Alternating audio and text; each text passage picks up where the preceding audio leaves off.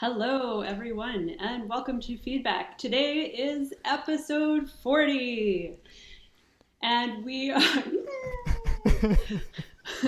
we are absolutely delighted to be here with two fantastic musicians, the composer and performer Rick Burkhardt and composer and performer Paul Pinto. So today we're going to be talking about Rick's piece for us from 2017 called Earth Opens, and a little bit about Rick's music in general. Don't forget, if you have questions, you can email those ahead of time, always to feedback@yarnwire.org, or join the live chat on Facebook or YouTube if you have questions you'd like to ask in real time. We'll try to get to them if we can. So with that, I will kick it over to you, Paul. Hi. Thanks, Laura and Ian and Russell. And I'm so excited you asked me to chat a little bit about Rick Burkhardt, who is one of my favorite composers ever, I think. Just like a joy to share a space with, and we've shared a space many times. And I feel very, very fortunate for that. So Rick, I'm so happy to get to chat about your music. Before everyone got here, we were talking about Muppets. And so I just want to continue that conversation. Rick Burkhardt, which Muppet are you, or which Muppet do you associate with, and why? Gonzo. Although a case could be made for Scooter. I think Gonzo's song in the original Muppet movie from 1979, which is called I'm Going to Go Back There Someday, written by Paul Williams, is a masterpiece, and actually forecasts, if you want to analyze it, like the next basically 30 years of Muppet existence. So that's the simple answer to your question. I could, of course, go into further depth. No doubt you could go into further depth. Oh yeah. Plus, also, like, all your answer would be accompanied by gestures of percussion and That's right. They're good singers too. I think the Muppets don't get enough credit for like the quality of their vocal production. And I'm actually not entirely being sarcastic here. I actually really love the mode of voice production that the Muppets bring to all of their performances, but especially to their singing. So that may actually be relevant to my compositional ethos in some way. Yeah, it's like they keep in character the whole time, and it's in tune and beautiful, and it's so emotional. There's actually a crucial moment. I'm so glad we're having this conversation. I'm so glad we're having this. There's a crucial moment in the song "Moving Right Along," which I'm assuming your viewers all know. Where Kermit and Fozzie, they're in the car, and Kermit has a banjo, because you do, and he's singing the song "Moving Right Along," and he goes "moving right along, da da dum, da da dum," like he sings the banjo part that he is playing. If you think about that from a theatrical point of view, is actually quite deep. That means that, like, basically the Muppets are singing along to themselves, and I'm not kidding. Like, this is something about, there's something about the way that this functions theatrically and musically that I'm actually quite interested in. And I do think it shows up in some of my work. And I saw that movie when it came out, when I was 9. So, like, it's a formative influence, no doubt. If anybody doesn't know which Muppet movie that was, Rick, could you remind me? Oh, look, it is the Muppet movie. And if you go to Disney Plus right now, it actually says original on it, because it can be confused with the movie called The Muppets that was made by Disney much later. And I don't want to be a purist, but I'm with you. I think in this case it's cool. Muppets post Jim Henson are a very different thing. There's just no way around that fact. So the 1979 Muppet movie is a movie that I do come back to pretty regularly. It was the 40th anniversary a couple years ago. It was in the theaters, and I saw it. Rick, I love you even more now. I'm glad that this has worked. See you next week on episode 41. Usually don't leave with it. Usually that's all we got. There's no need for further questions. Thanks for tuning in. Yeah. Well, for anyone that knows Rick's music, it's basically like that's the cover letter, that's the program note. all you need is that explanation of which Muppet you are and why, and then an Okay. analysis of the first Muppet movie, Yeah. and then that's. So Rick, if for anyone that doesn't know, besides being a wonderful composer and librettist, also an actor, songwriter, playwright, director, poet. I mean, just wears a lot of hats. And I'm wondering if Rick, we were talking earlier today about like the kind of breadth of experience that like concerts and theater might and should and could be, and I feel that that like really is that's really that really it's really about you, and like the concerts that I know you to put on and the work that I know you to do has such breadth to it. I wonder if you could just like chat a little bit about either with your experience with Yarnwire or with this piece, or in general about like how the kind of fireside hang, the concert hall, the protest rally, living room salon, the jam session, the stage, how those all blend for you, and what your favorite moments of maybe working on this piece in Yeah. relation to like how going from like meals with Yarnwire to rehearsal to stage, and how those things intersect for you. Well, I mean, boy, is that a big topic? Can we talk about the Muppets instead? The first project that I did with Yarnwire was explicitly defined as an opera, and that was an assignment actually given to us from an outside source, which was this theater group called Two-Headed Calf.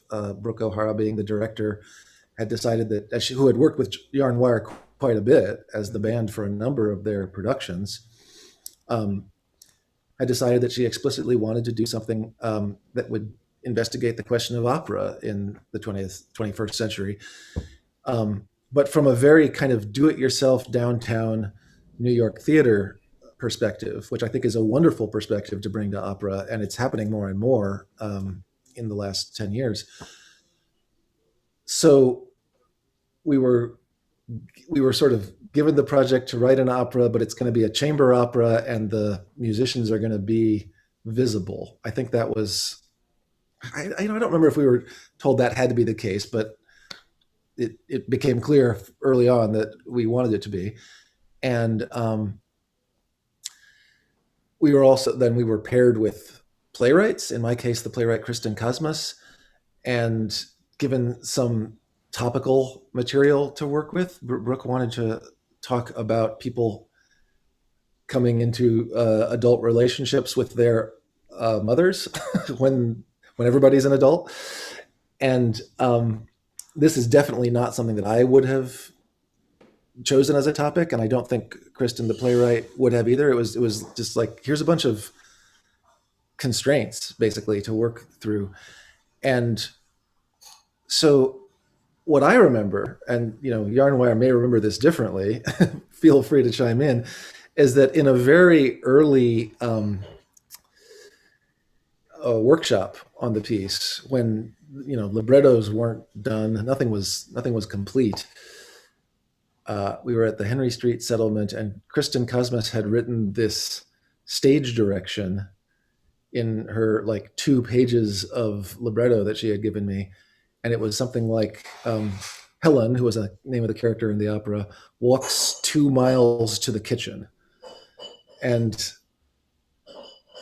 I found this beautiful and evocative. And so I was like, well, we're going to put shoes on the hands of one of the percussionists. And the percussionist is going to leave the percussion stage. And the other percussionist is going to like carry some boards, and there was one board that was just wood, and there was one that had some carpet on it, and there was one that was like linoleum. And we'll hear the sound of these footsteps as the percussionists actually walk through the space that the actors have been inhabiting. And this is not, this is not like groundbreaking theatrically. This has been done before, but it was so exciting to the director that she started to think of more and more ways that we could bring basically make the orchestra pit the stage and make the actors functioning among the musicians. which is very close to what I've been interested in for years and years. Like my project for at least 20 years now has been pieces of music in which the performers, the instrumentalists, also speak. And I sometimes don't want to use the word act, because it's not like I'm not asking the musicians to pretend that they're not musicians. I'm not asking them to pretend to be characters or to speak in the voice of King Lear or anything like that. I am asking people to speak in voices that may not be, quote unquote, their own voice. Like when Russell speaks in a piece of music, it's not like we're supposed to think, oh, this is what Russell believes. Russell is now speaking from Russell's perspective. But I'm just really fascinated by what happens when people are trying to do something which they do every day, which is talk.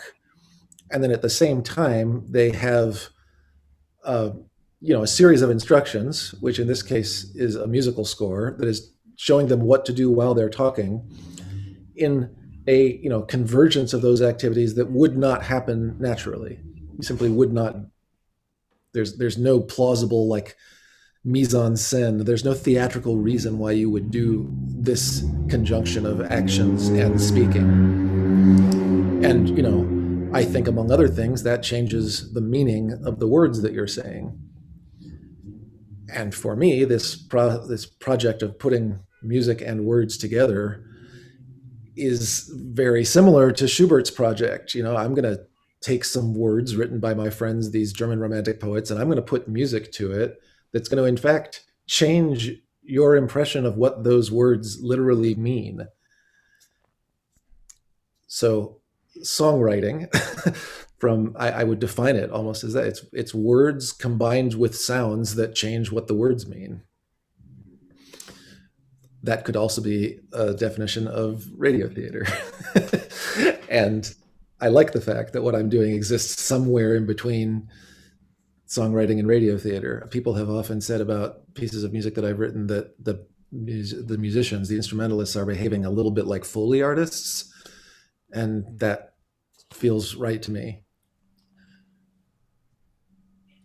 I don't know. Yeah, I wonder about like Laura, Ian, and Russell, what your experience is like personally coming into Rick's music. Had you done work like that before? What of the spoken percussion, spoken pianist canon informed that, and what was so new and like interesting about Rick's pieces? I feel like I've done, there's caged living room music and stuff like that, that's a very different world, but that is like using one's mouth at the same time as playing. And same with, Apergeese.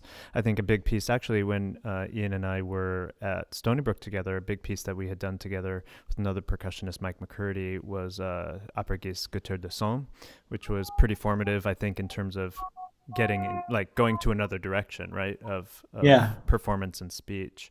But then I forget who told me about your music, Rick. It might have been our common friend Uday Krishnakumar, who was like, "Oh, you got to check this out." May have been him, may have been someone else. And there was, I remember encountering Great Hymn of Thanksgiving, and being like, well, this is amazing. And so then I think we all kind of encountered that. And then, the experiences that we've had with this other speaking and percussion playing seemed to, the skills we learned seemed to be able to be applied to your piece. And so in a way, the theater and the music making wasn't totally new, but actually the level at which they're integrated, and the types of sounds that you're almost like making speech sounds with the instruments at times, and so it's highly integrated. So that was new and really challenging.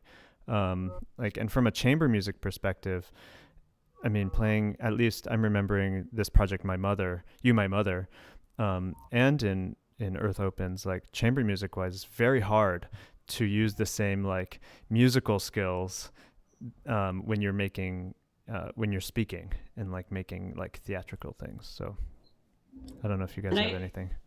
I have to add, I was always jealous as a pianist. I think percussion has a much richer tradition of this. Like I remember seeing performances of works by Stuart Saunders Smith also and being like, man, like there just aren't like these really cool pieces that exist for piano. Also, you can't really move around the room while you're playing the piano most of the time.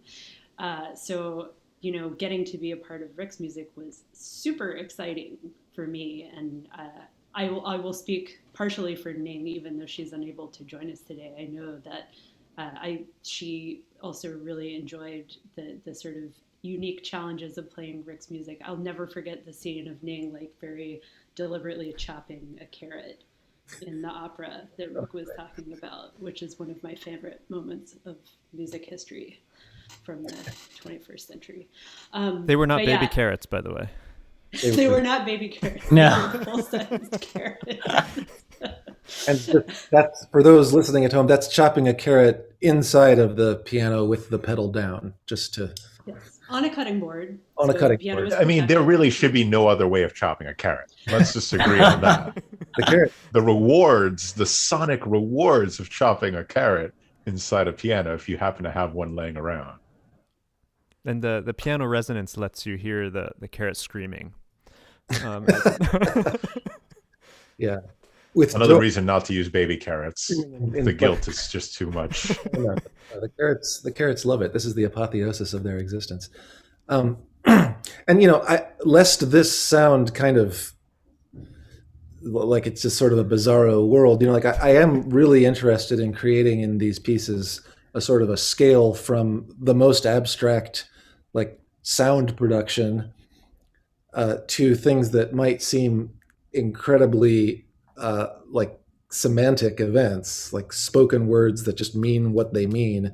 And somewhere in the middle of that, on that scale, is like, you know, quotidian sounds that have a meaning when you hear them in daily life, like chopping a carrot. That's not an unfamiliar sound.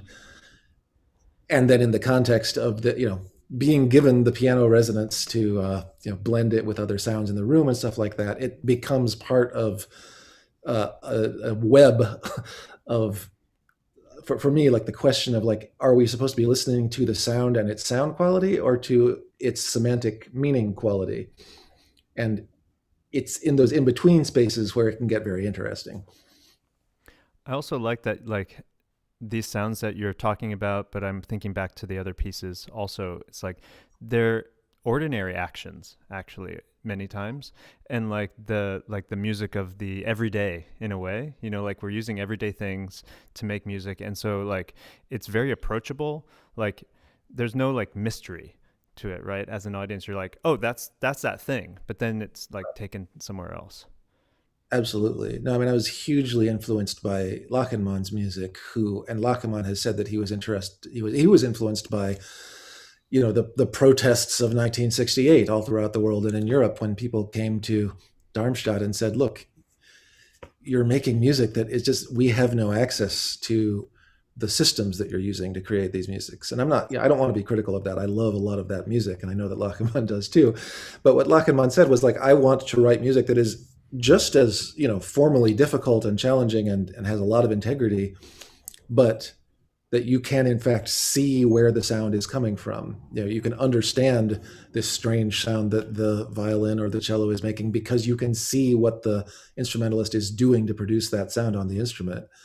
And I feel the same way about what I'm doing. You know, like I'm not trying to create like, oh, the pleasant sounds of the home. I'm not using quotidianness because I love quotidianness. I'm using it because it's like an interesting way to, you know, take a sound or an experience that we recognize and then change it and understand like what it could mean changed and what the world could mean if these things, if the sort of, you know, the very micro grains of our daily experience were seen in a different context.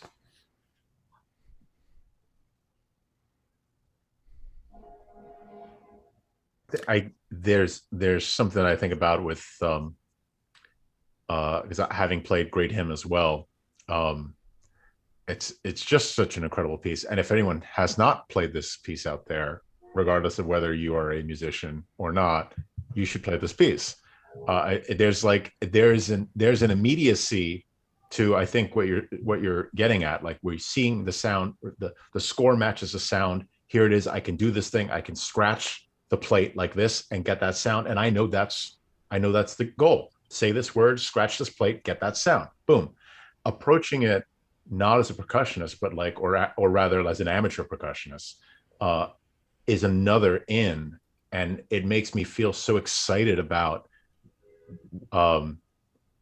like a reimagining, like amateur music, but reimagined in a different way. Whereas like anyone could pick up this instrument and play Rick Burkhardt's music. The virtuosity comes from the repetition and dedication of it. Of like, I can do this right the first time, but I can do it really right the 100th time. I wonder, like, Ian, could you like maybe just haven't heard from you that much except about peanut butter and yeah. So maybe like give us a little thing about your experience with yeah. No, that's a great point about like doing it right the first time and then kind of getting it, perfecting it or getting better at it the next time. I think something about Rick's music, it is difficult, even though the sounds are, everyday objects.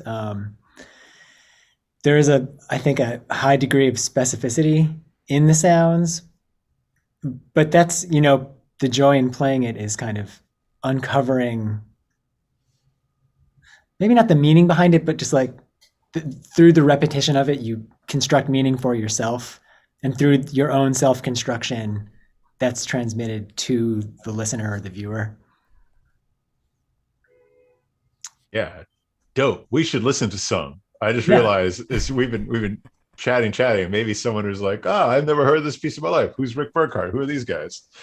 So let's. It would be great to hear that first excerpt with page 14 of the score, and thinking about like, this is a great example of how Rick is orchestrating language, like orchestrating like the dramaturgy of sounds, and playing with that musical theater concept. And he does it in Passover. He does it in Great Hymn of Thanksgiving, in simulcast, and in An Earth Opens.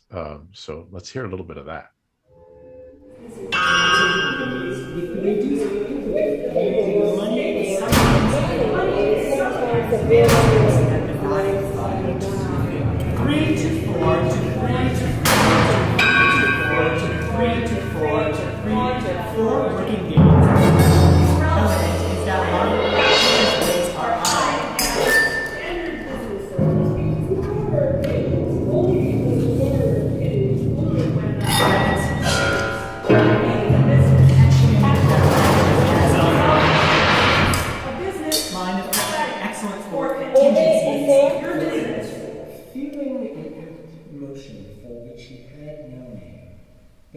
Stepped over the roots of the trees, allowing the path they had cleared to guide him to a tiny house.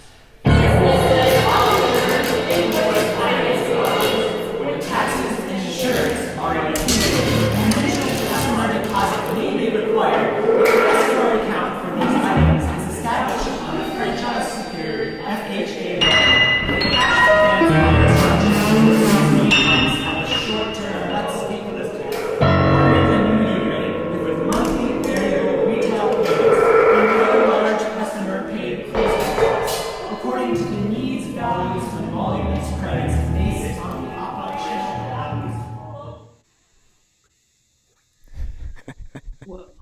I think I have that page somewhere. That's only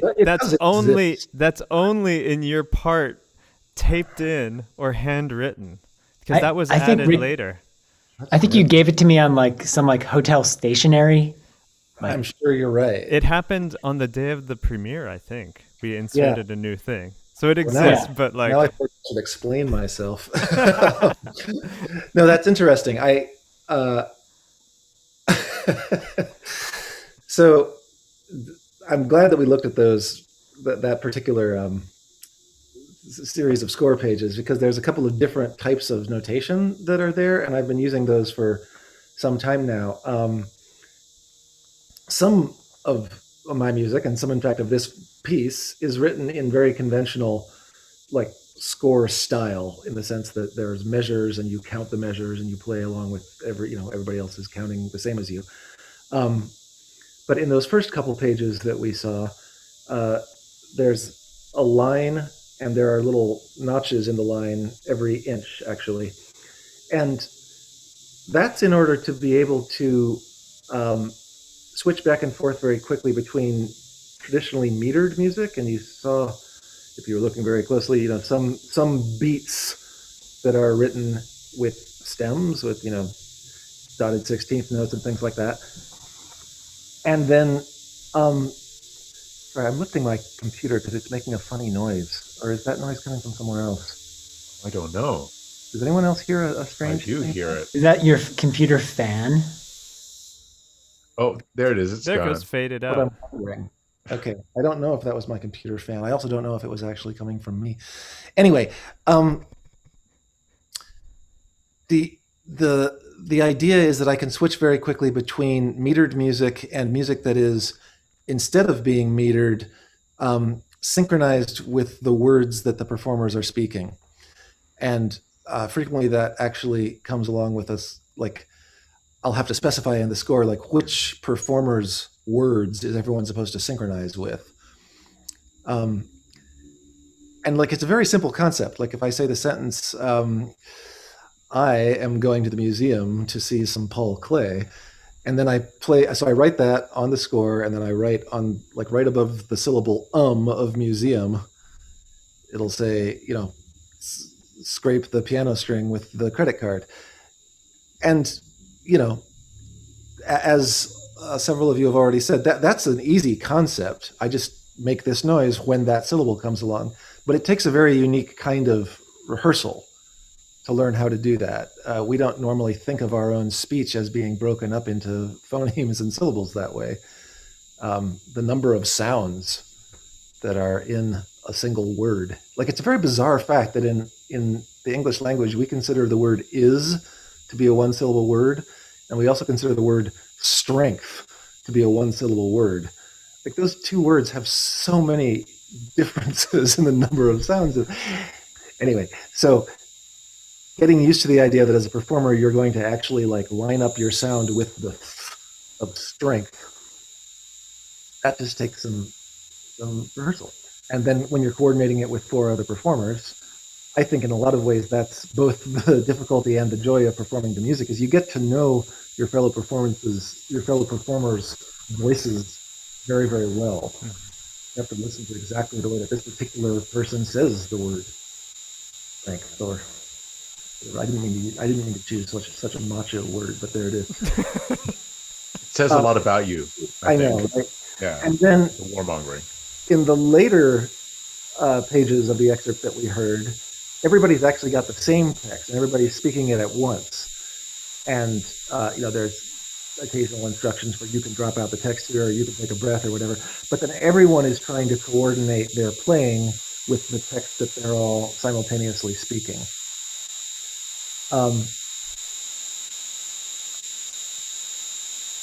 It's similar challenge, but a little bit different, because speaking in unison is not something that we Americans do very often. By a strange coincidence, I once, it's not a coincidence, this is an anecdote.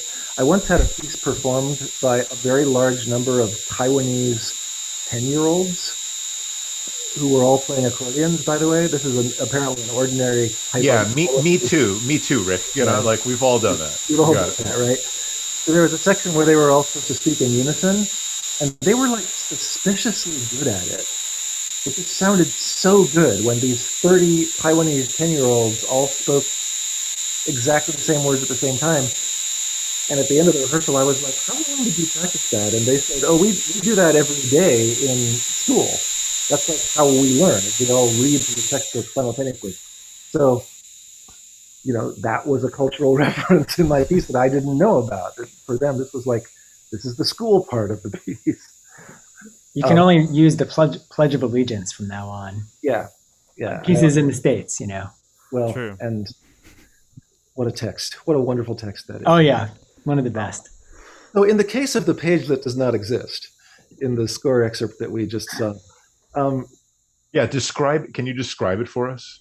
what's going on in that page is like I believe, Ian, that it's probably a piece of hotel stationery with like maybe 2.5 sentences on it, not more than that. Right. And what this is for me as a composer is when you work with text, there's a question which is quite different from when you use musical material. And like musical sounds can be repeated, they can be changed, they can be adjusted. You don't have to worry about like how much of this sound do I get to use before the audience knows what it's about. However, with text, there's a question in my head all the time of like, well, at which point in the context of, all these sounds happening with the words, at which point is the audience going to think, okay, I now know what the subject of this text is. Oh, they're talking about finance, or they're talking about trees, or they're talking about sunshine. Because once you know that, or once you think you know that as an audience member, you start listening to all the text differently. So one of the things that I play with a lot in all the music that I write is like, how can I use lots of different kinds of text that sort of bump into each other in a way so that it seems like, well, ordinarily this would be like a children's fairy tale, but the fact that this other text is there too means that it can't just be that. In the piece Great Hymn of Thanksgiving that has been mentioned a couple of times, there's a lot of sound of newscasters' voices. And at a certain point, you realize, oh, these news reports are mostly all from the Iraq War. The piece was written in 2003. But until you realize that, there's a whole lot that is going on, and every time you hear a fragment of text. So, like as a composer, I have to be real careful, and I consider it almost like a problem of modulation. Like, what key am I in? Am I in the key of we're talking about fairy tales? Am I in the key of we're talking about finance? And in a piece, you can change key. So it's not like I'm trying to put off the moment of people hearing what the text is about, because once they hear what the text is about, the piece is over, basically. It's just that particular question for me is sometimes not, I can't resolve it until I've actually heard most of the piece already. So that's the reason why I didn't give Ian that piece of text until quite late in the rehearsal process. It's like, I know that I want a little bit of a fairy tale here, but how much actually? Yeah. Do I just need 2 seconds of it? Is it going to need to be 10 seconds? And I think we've tried a couple of different things actually in that spot. Mm-hmm. So I think it's pretty, after you put that in, it's pretty clear that fairy tales are the relative major of finance. And they so are. I think, we would never reform that. I think it kind of worked. Please. Yeah. It's that Context for anyone who hasn't heard this piece. Like, I'm glad you showed the setup, Rob, because that you have Ian and Laura facing in at this table. There's a file cabinet. They've got a bunch of pens and cups, and they are talking in this kind of loan document language. And Rick has purposely obscured this with coffee cups in the mouth, with like fragments of word, with interrupting each other or cutting each other off by instrument, and like every once in a while, these little bits of fairy tale get inserted, like a word substitution. And yes, like finance and trees. So that's exactly like what you were doing, like finance, and then trees come out and you're like, what, did I hear that word correctly? And I think at that moment, that's right. Ian does, like, it breaks. It's like just a little moment of here's where we're going before we land back in finance world. Mm-hmm.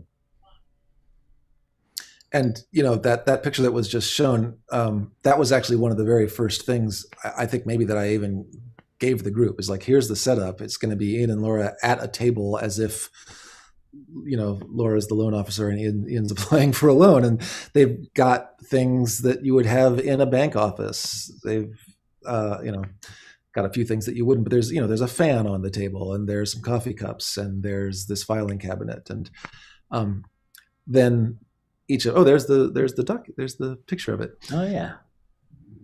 And so then you know, as one way of conceptualizing the piece, it's like any sound that Laura makes at the table can then strangely be amplified by the piano, and any sound that Ian makes at the table can strangely be amplified by the percussion setup that Russell is at. And so it's a similar way of thinking about the instruments as I do of the text. Is it like any text can suddenly kind of blossom out into a different subject. Any sound that you make in the course of this strange, lone discussion can expand into some world that does not come from the world of the bank. And again, trying to create a range between the abstract sonic and the very precise semantic is the purpose of the entire, physical setup of the piece as well. Rick, how does the text relate to like just thinking from my perspective and Laura's perspective in this piece, like the instrumental playing relate to the text? Do you mean in terms of like is it accompanying the text, or is like the text inspiring the actions that we're doing with the tense? Yeah, I always think of almost everything as being kind of interruptive. There's the way when we hear the text, we sort of hear, oh, this is what it would, I can imagine what it would normally be, but something is in the way. And it's the same with the music, actually. And in the case of you and Laura at the table, it's like, well, normally here are the sounds we would be making. We would be clicking the pen in order to sign a document, and we would be pulling open the cabinet in order to get something. But something is in the way of that. And that may be a fragment of text, or it may be a sound from the piano and percussion setups or something like that. And I guess there's a little bit of a kind of a satirical or almost kind of like a political cartoon quality to that, of like we see what it should be at the same time as we see what it is, and we hear what it should be at the same time as we hear what it is. So that there being constantly this sense of like, well, it's not what it should be, why not, and what is it instead? That's kind of the main relationship that I'm trying to maintain throughout the piece, and throughout all of my music. I will say that one thing that I have always really been enchanted by, and it goes back to Schubert, is that he would take these texts that someone else had written, and he would place them in music. It's a metaphor, but like he would set them in music, is what we literally say, and that would somehow change the meaning of the text, but also of the music. And at a certain point, I wondered if you could do the opposite. I wondered if you could take a text and like set music in it and have it create a sort of a disturbance in the text. Yeah. And so for a lot of, for example, the piece Alban, which Ian, you played with wet ink, it's literally, it's like a newscaster is saying something, and then the instruments make a noise, and it sort of wrecks what she's saying for a minute. Like it sort of throws her off the Bronco, and she has to get back on it in a couple of words. And that's something that I think is happening throughout Earth Opens too, is that you have what would have been a normal sentence, you're in the middle of the sentence, and then you make a sound. And right when you make that sound, your word suddenly crumbles in some way. Like it stutters, or it changes, like Paul said, into a word from what sounds like a different story or something like that. So that to me is like, it's like a sort of an upside down world. I feel like that's normally what happens to music when you put text in it. And I'm trying to literally just reverse that. I want there to be like a normal flow of text into which music lurches and creates an right. Because sometimes I know from experience with other pieces with text, like you can practice the piece without the text sometimes. Like you can just play the musical stuff, and then the text can be like an addition, but we really can't practice your piece without saying every bit of text. Yeah. I know what you mean. Yes. And I know both the frustration and the significance of that. Yeah. Yeah. And it's hard to practice by yourself too. You can, but it changes completely, more than anything. I think all music is that way, but really even more so with your music. That's a good point, Laura, because like things are flexible in a way. Like once people come in, like I'm thinking about our theatrical things, you know, like theater's real flexible. It's like add a line, can you add a pause, and blah blah blah. And like you don't do that in music necessarily, other than like, hey, let's put a pause here, and then everyone's like, oh phew. But like in this music, it's like, you know, when you gave that new score, like that was a flexibility that, you know, we don't find in like classical music that much, you know, Right. that kind of editing on the spot, do something, and that it's pretty awesome, I have to say. It's like exciting, but you know, keeps you on your toes. Well, I mean, I definitely have gotten that from working in the world of theater. And, you know, to be honest, I feel like in theater, we do it too much. Like we've sort of lost the specialness of the score or the script. Like everything is treated as malleable, and that can be its own brand of unhealthy, I think. I like very much the idea that in chamber music, you know, there is a score, and it's partly our responsibility as performers to try to figure it out, to try to understand it, rather than to try to like make adjustments to it so that it kind of fits what we already think. But yeah, I agree that, you know, somewhere in between, and it's very much like if you work with a band, if you're playing jazz or pop music, you would definitely always be able to say, look, I think, you know, the song just needs another line here. So that's also part of the world that I come from. As I worked for many years as a touring folk musician, and we were doing songs about political topics, and so like you might have to rewrite the song that morning because something might have happened politically. You know, that's not something that I aspire to in classical music. I don't think that should be our goal, but those are useful skills to have sometimes. Wonder if we could play a little bit more about from Earth Opens. There's this. I was telling Rick earlier today. I was like, "Oh yeah, there's this part in it that I thought was the entirety of the piece, which is the Penclick Symphony at the end of it." And I was like, "Oh yeah, the Penclick piece. Yeah, absolutely." Like I remember being at the show and being like, "I just listened to Penclicks for like 90 minutes." And it's like, "Oh no, it's the last like 7 minutes of this piece." But it's such an iconic, beautiful moment, and like it's after we've had this kind of like Burkhardian like like all this like pick up everything, try to like fit all these words in this, and then there's this beautiful spoken few stanzas of the story that has interrupted the lone scene. That is I won't try to summarize what the story is, but it's like it's a dark end to a fairy tale where a prince, it ends with the prince, a tearful prince, steps into the splinters of the forest that had once been there. That's the last line of this little stanza. And then we get this beautiful coda of pen clicks and coffee cups and percussion kind of. It's so beautiful. So I would just love to play that for everyone and listen to it.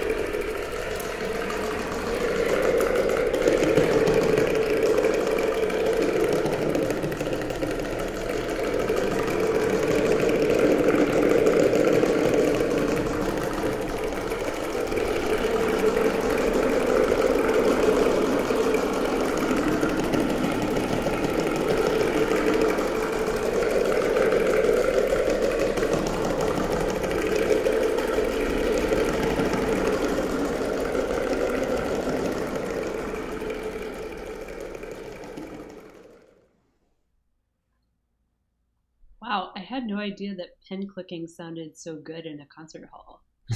The reverb is amazing. Yeah. Those were Where is this recording from? Those were Luxembourgian pens as well. Oh, Actually, yeah. no, we brought those from the States. But, Premium. Yeah. That was the Luxembourg premiere. I think it was November 2017. Nice. Yeah. I assume, Rick, you had a brand of pen in mind, or that you had like a bunch of pens and every night would just be like, no, not that one. No, actually, it turns out that this is one thing that you can count on is clicking pens have a kind of a, I don't want to call it a uniformity. I don't want to like diminish their character, but like they're often when one is working with quotidian sounds as a composer, one finds that, oh God, it really has to be this particular pair of scissors or something like that. And that can be frustrating. But the pen clicking, I discovered, is something that one can rely on. You could use pens from just about any neighborhood bodega. And then it's hard to see this from the little score fragment that we looked at, but like it's not just pens being clicked, they're also being, they're being clicked against the coffee cups, and they're being clicked against some other surfaces in the office and on the piano and so forth. So it turns out to be, quite a versatile and filled with character sound. Really works out your thumbs. Yeah, it's also right. You become much healthier as a result of playing the piece. You have to get like the thumb click and then transition over to the index finger when it gets There's also clicking tiring. on the heel of your hand. If you get really tired, you can just, Yeah. I won't gesture, but you get the idea. You have to open your mouth when you do that, Ian, so that you change the filter. Oh yeah. Totally. There's the whole Hannon exercises for pen clicking That's manual right. that we could Yeah. shipping around. It's mandatory reading before playing this piece. Well, Schumann ruined his entire career. I think it was from clicking pen. No.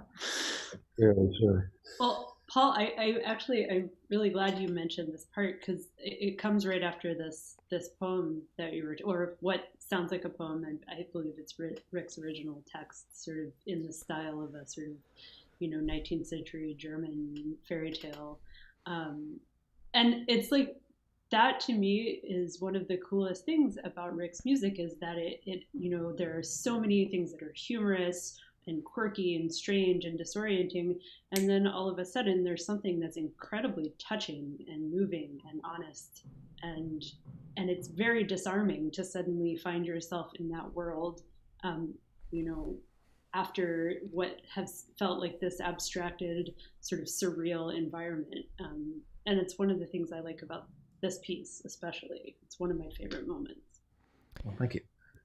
You know what switching gears a little bit, the thing I miss the most about this is that we never took video or images. Like we're talking in theater terms, and like the audio of this is like so amazing and present, but like it's kind of almost half of the fun, you know what I mean? And so we do have a clip, Paul, of you and your ensemble doing some of Rick's music. I think it might be a good context, until we get a video of our own doing this piece. Yeah, just imagine. That's what it. That's Yeah, kind of just what imagine it. like. Trust me, it's awesome. No, but like if you want to introduce that, I think it would be really helpful to see, because even though it's different, there's a lot of similar techniques. It's the same world in a way. So I don't know if that makes sense. Yeah. I just, and then we'll come back to talking about pens, because it's like I really think this is like the Beethoven 9 of the pen world. But Rick and I were talking just about this before, about how not having the video of Earth Opens is like, now I'm imagining which way Laura's head's going in order to like open up the file cabinet, and what does it mean to like stare at it, the open file cabinet, as opposed to like open it but like have your concentration elsewhere, and all that meaning that like all those tiny little moments can suddenly mean. Obviously, like Rick's music is so complex, so like the first year or so you're playing it is just like my eyes on the score, and I need to like really make sure that I don't jump someone else's line because they're relying on this cue in order to come in. But yeah, this is a piece that Thing and Why commissioned from Rick called Passover, and it's where we pass stories of escape around the room. So this has a different flavor in that the words are actually meant to be understood and in fact heightened by the other things going on. So yeah, here's a minute of Passover.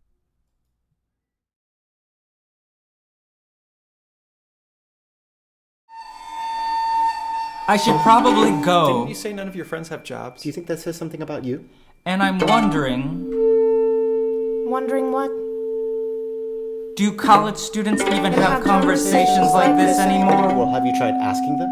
I mean, turning down a job because you don't agree with the employer's morals. Is that what's actually happening, though? That just seems like privilege now. Oh boy. Are we really gonna go here? Like everything that doesn't suck seems like privilege now. Should people be shamed for their privilege? Can you phrase that in a less loaded way? Like a lot of things that do suck seem like privilege now. How can it be privilege if no one wants it? Should we be having this conversation given our own demographics? Well, who would benefit from us not having it? Is there some way to open this up to a wider variety of Ooh. Nice. Chose the juicy little spot there. It's such a great moment. That's such a great piece. Thank you. Well, no, this is quite interesting. I mean, like, that is obviously a spot where, I shouldn't say obviously, nothing is obvious ever.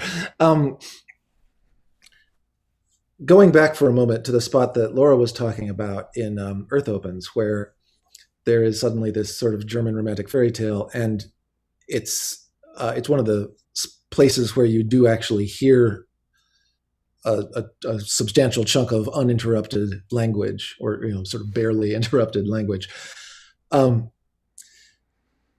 For me, and one of the most interesting things that language can do, obviously, is to convey meaning. But frequently, what makes it especially interesting is that the meaning isn't exactly literal.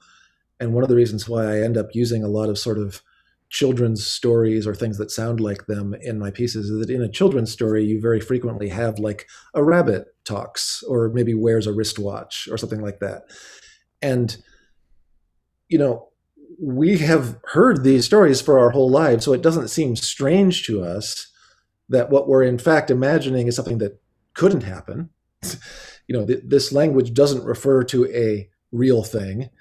And yet somehow it still does. Like, you didn't write a story about a rabbit wearing a wristwatch just because you thought that was in and of itself cool. That's a story that is getting at something about what humans do by, in this particular case, choosing to pretend that it's a rabbit doing it. Alice in Wonderland is entirely a story about human folly and human illogic pretending to be logic, but there are tons of non-humans acting those little episodes out for us. And it should go without saying, stories like that have existed since thousands of years ago in every culture that is known on Earth. I mean, like, people have constantly used non-literal language in order to get like really important meanings across. Then one can think about what it means to go to a bank and learn, oh, if I want to get this loan, I have to start understanding all this language that they use there, which actually might consist of words that actually mean nothing to me. Like, do I have to know what an amortization is? Am I even pronouncing that right? The way that language works in that social situation is quite different, obviously, from the way that a fairy tale works, but it's analogous. It's like we're trying to figure out the meaning from all sorts of cues that actually aren't just literal dictionary definitions of meaning in a book. So it's helpful to my project that if I want to create, I've said this now several times in the course of this conversation, a range between like abstract meanings, very semantic meanings, that there is this thing somewhere along the line of like meanings which are semantic, but they don't literally mean what they say.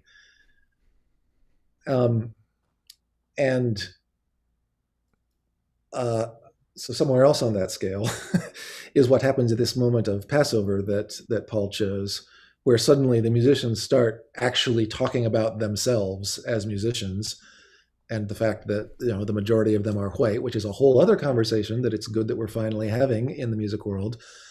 And suddenly, whereas for most of the piece Passover, they're discussing the story of a character who's not in the room, then actually we're now talking about these actual people sitting around this table, and presumably also the people in the audience listening to the piece. So, that's just another way that like how literal meaning is can be on a scale that can suddenly shift. The beginning of the section of the piece that Paul just showed us has Jeff, who is the violinist in Thing NY, telling a story about his past. And he says, well, we're sitting outside on a fence. No, we're sitting outside. I forget exactly what it is, but he describes the place where they're sitting outside. We're sitting outside on a piece of grass by a fence by an old stone wall. That's not true. That is that is the setup for a story. But like, if you're sitting in a room watching them perform that piece, like that is a sentence that is just false. That's not what we're doing right now. As people who have listened to a million stories in our lives, we understand that as being, okay, he's setting up a story. But again, it's kind of like a sneak. It's not as obvious as when the rabbit starts talking in the fairy tale. Like that's obviously not true. This thing that Jeff is saying is also not true in a different way. So, language and its non-literalness is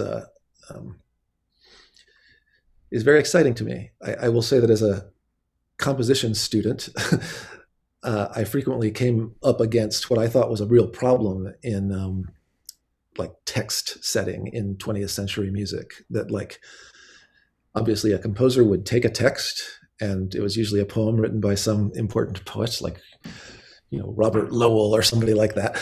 And then they would be told by their teacher, so find the meaning of the text and then find a way that your music can express that meaning. Which is great. Like obviously, like great music has been written that way. So I'm not saying we should never do that again, but I just fundamentally wasn't interested in that. I was like, well, what if the text doesn't mean the thing that it actually says? Or what if we as listeners have already learned to listen in a way that's so sophisticated that it would be stupid to just take what the text literally says and have the music express that? Because we already know more about the text than that as listeners. So that's kind of what set me off on this whole path, actually, of like, I want to write pieces of music that include text in all of the complex richness and wrongness that we experience when we negotiate the world every day. We walk out of our dwellings, our apartments, and we see a billboard that says, just do it. And immediately we know that billboard doesn't mean, I should just do it. That's not what it means. And we know that. Like you don't start running right then? What? Yeah, I don't know. You start gotta running right then there. I see it. I'm like, oh. Yeah. If you see that billboard and you just do it, whatever it is, there is something seriously wrong with you. I mean, like that would be a form of sociopathy, right? You can't get through the world assuming that all the language that comes at you, and particularly advertising language, you can't get through the world assuming that it's all literal. It wouldn't work. So, that's the world that just as Lachemann wanted to like interfere in the Philharmonic world, I wanted to interfere in that world of like American language saturation. And so that's where all of these explorations started for me. Well, Paul and Rick, like it's so amazing talking with both of you, and I feel like we could talk for hours upon hours, and we haven't even cracked beers about Pinclicks and Muppets and language and all of things in the world. It's just really so spectacular talking with you both. Before we start to wrap up today, I want to ask both of you if you have any upcoming projects or things that you'd like to shout out to our viewers. I will shout out that Thing and Why the clip you just saw of Passover is from a record we are releasing of the complete piece. So date unspecified, and like COVID really changed our idea of like what that could be, but it is such an exciting project. It is such a beautiful piece. Rick is such a beautiful composer. So that is in the distant, I don't know exactly when, but it's relevant, and yeah, excited Stay about tuned. What about you, Rick? Well, similarly, nothing is scheduled because of COVID, but I'm in the middle of a couple of different projects. Probably the soonest one to actually get to a stage is a piece for Pope Bama, which is Dennis Sullivan and Aaron Rodgers. So it's a piece for saxophone and percussion, and it's about 40 minutes long, and it does include many of the same topics. It's sort of a bifurcating story that, again, folds itself into a kind of fairy tale world. And so, yeah, we're going to work on that piece and hopefully finish it up in May. And then as soon as it's possible for us to be in front of an audience, we'll show it to everybody. Nice. That's We'll be gonna there. Amazing. Yeah. Well, thanks again to both of you for joining us today. This has been a great conversation. I've had a wonderful time talking with you, and I know Ian and Russell have too.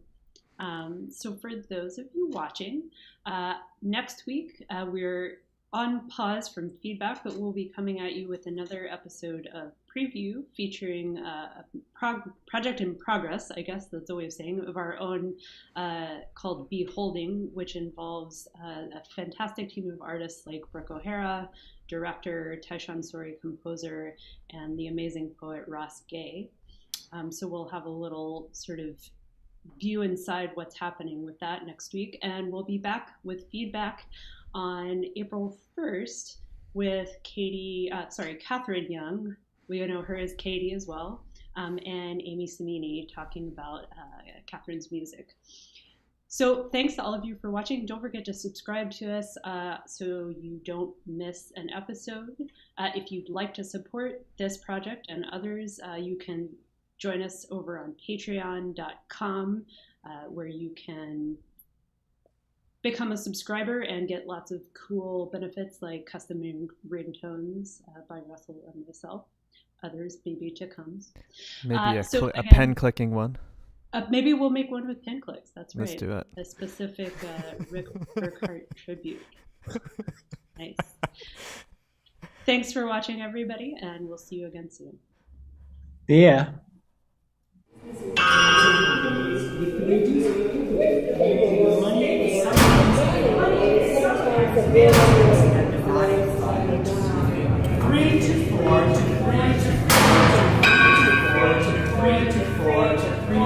Four working days.